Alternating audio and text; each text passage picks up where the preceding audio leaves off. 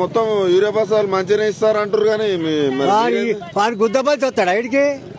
ఇచ్చినాక ఎందుకు వస్తాడా మడజీకి వస్తాడా కూలీలో పెట్టుకొని ఓ 20-30 మందిని ఓ డిజైన్ మందిని తీసుకుపోయి కల్పించుకొని 10 ఎకరాలు ఉన్నాడు వాడు మొట్ట చిక్తాను పట్టుకొని పెట్టుబడి పెట్టలేక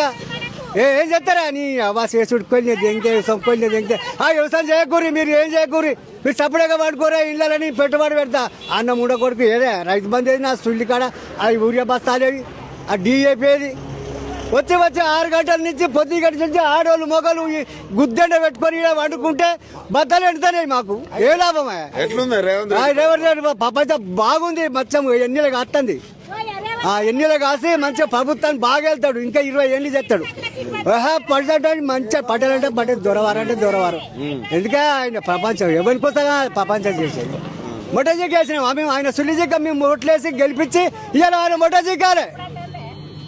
మొట్టజీకినా వేస్తలేడు ఏం చెప్తాం మళ్ళీ ఈ పరిస్థితిలో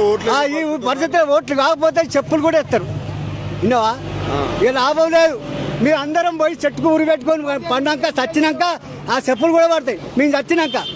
నువ్వు ఇంత వయసు ఉన్నవే 80 ఏళ్ళకి 70 ఏళ్ళకి వస్తానా నా జీవితంలో తెలియదు ఇటువంటి సంగతి నా జీవితంలో తెలియదు కష్టపడతాను ఏడుతాను ఊరే బస్తా లేక చేను మొట్టజీకి అనే అడైపోయినాయి